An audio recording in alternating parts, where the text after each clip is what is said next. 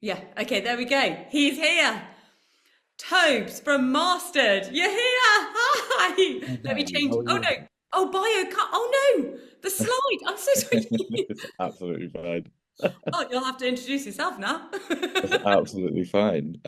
Yeah, so I'm Tobes. I'm a learning program manager in the creative industries now, but previously I was working in schools, so I was an assistant head teacher for a while, um, math teacher before that, and then I moved into tech to manage learning programs there. But yeah, I find myself now mastered in the creative industries, which is quite nice. Amazing. I love that. And also, just to, because I don't want to underplay it, but the tech company that you work for was a unicorn, wasn't it? It It was. was, yes, it was. So they raised hundreds of millions of dollars and were valued at just under $2 billion last year, year before last. So a really, really big tech company. But nicely, it was in ed tech as well. So they were centered around kind of education and learning as well. Great. So you've seen, the growth of a company from zero to hero, and you know everything about the new stuff in the ed tech space. So you'll become the resident expert. Yes, yes. Well, along those lines, yeah. Okay, your bio's just come up. I don't know why it didn't come up earlier. That's bizarre. Um, No problem. okay, right. So, Tobes, you are going to be talking to us about training schemes. I know that Mastered as a platform does more than training schemes, but that is the thing that I've got you in to chat about because we are talking about all the different options for how you could possibly get your foot in the door of the creative industries. So, let's start by telling us a little bit about Mastered, paint a picture for us, and then we'll get on to the training scheme specific chat. Awesome. Yeah, of course. So Master's really interesting actually because the mission is to empower professionals in the new world of creative work. So adapting with what the world of a creative actually looks like as well. So we focus on giving like practical real world skills. We're not centered around loads and loads of theory. We're more about getting you to learn from people that have been there, done that, and doing it really practically, which is great. So we look at fashion, 3D design, games development, running your own creative business, all sorts of different things. We've got music courses as well. And we basically, our programs give you tools, mentorship, and connections to kind of be successful in the creative industries. Some of our programs are funded by employers, some are funded by yourselves, and some of them, so my one, for example, completely government funded as well. So yeah, we're looking for um, progressing with creatives in the creative industries, basically. I love that. So, giving you basically everything you need in order to be able to thrive. Yeah. Networks has been a big thing coming up in a lot of the interviews so far. So, I think lots of people watching will be very fascinated about how you can help them build the networks.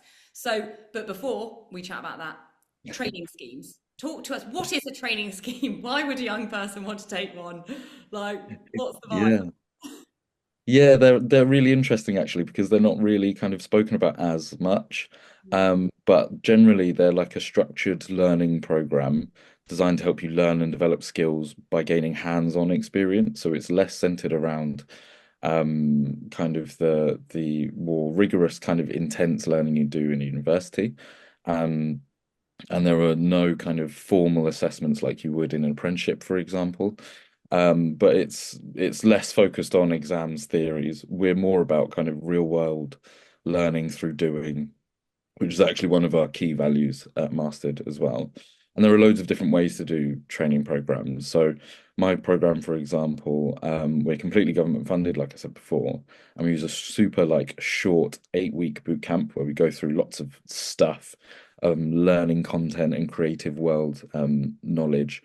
And then we follow up with kind of 6 months of mentoring support. You get put with mentors um, from within the industry. And training programs, you kind of have that flexibility to kind of have expert leaders from within the business industry that you're looking at that are still within the business industry that you're looking at, and they take time out of their day to mentor you, to give you one-to-one support, that sort of stuff. I mean, amazing. Like, what a great opportunity to just get direct connection with business leaders, like from the get-go. Before you've even got your foot in the door, you're, networking with the CEOs. That's amazing. Um, Honestly.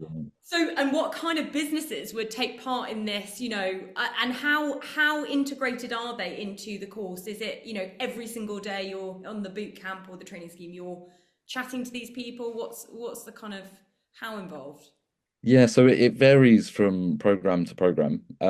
Just using kind of two examples. We run one program where we work with game studios, and so we're quite hands-on there, but it's mainly kind of managed by the actual game studio, trying to kind of do some learning and development stuff for their employees. So we'll walk them through it, we'll kind of hold their hand through the process, and you'll end up, if you're one of those employees, amazing at the software that you're trying to learn. On the other side, you've got my program again, which is specifically tailored for freelancers. So you're a freelancer, you could be a graphic designer. We've had glass blowers, we've had people that run really cool events and festivals, things like that. But you're effectively on your own as a freelancer. And so what we actually do is we put you in a group with other freelancers so you can learn from each other. That group then gets put with someone that's within the industry, and they could be anything from another graphic designer to a festival owner. We've got some people that do kind of business seminars as well, so they're really up to date with like all the finance stuff too. They'll speak to you two, three times a week for those 8 weeks. Loads and loads of learning. You'll get one-to-one support, and then over the 6 months afterwards, you've already built a personal relationship with them, and they're your peers, they're not your teachers. So really you build a peer-to-peer relationship, and they continue to support you going forwards from there as well.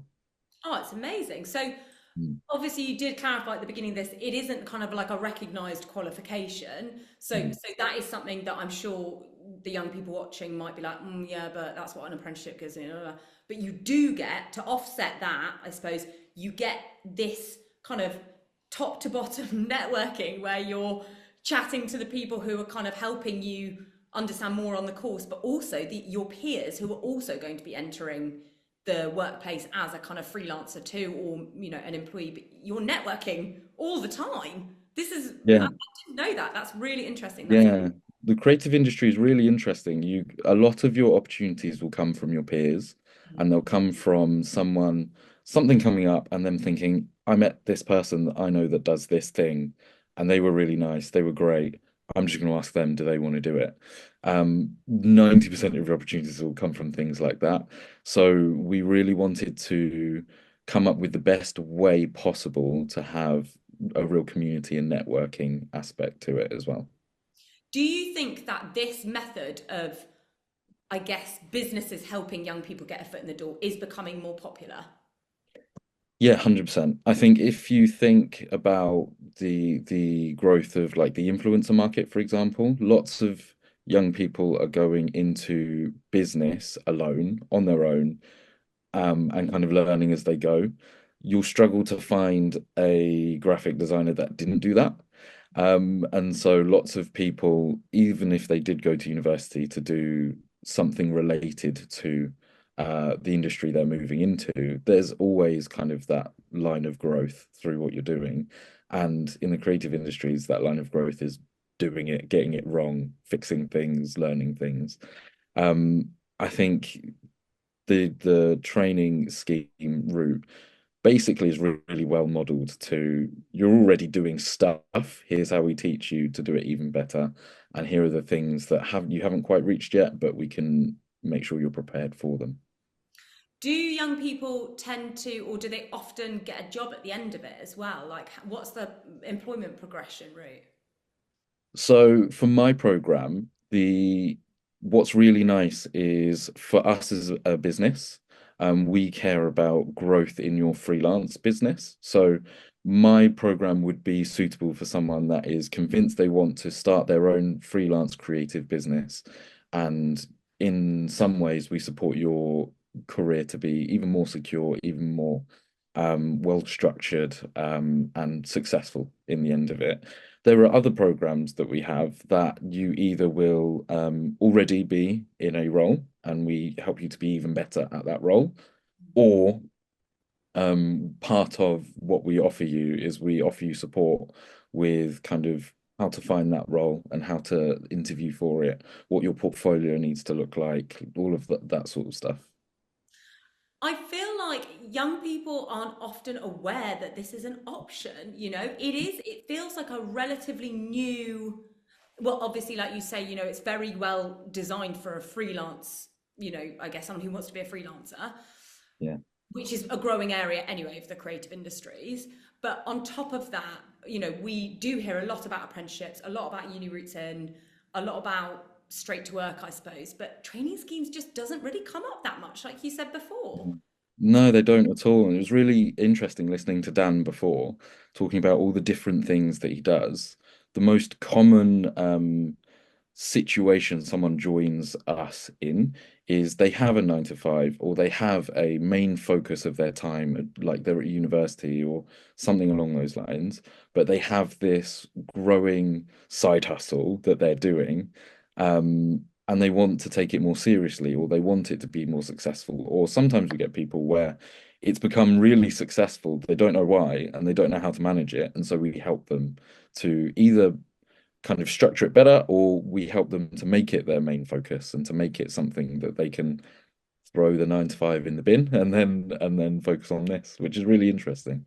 Yeah, really interesting. A very safe way of exploring potential Mm. options.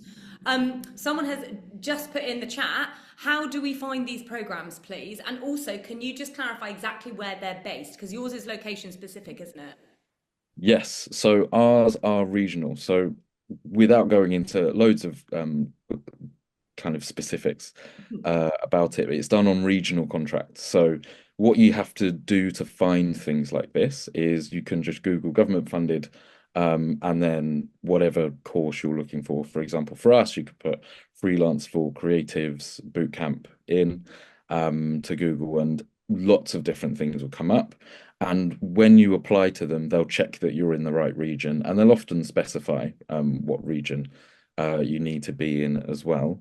I would probably suggest the best thing to do when you're looking for training schemes is really specifically know what skills you're looking for.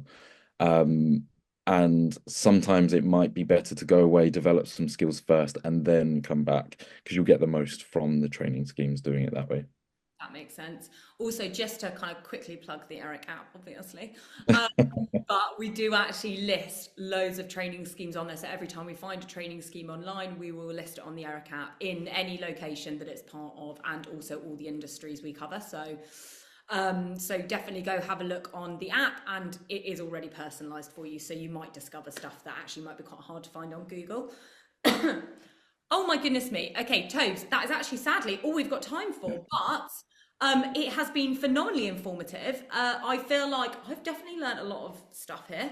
And everyone knows where to go find you. So your your video is going to be obviously up on YouTube as of tomorrow. So I will make sure that everyone is aware that that is the case. Anyone that didn't make it to the session here today, and they will be able to catch it afterwards.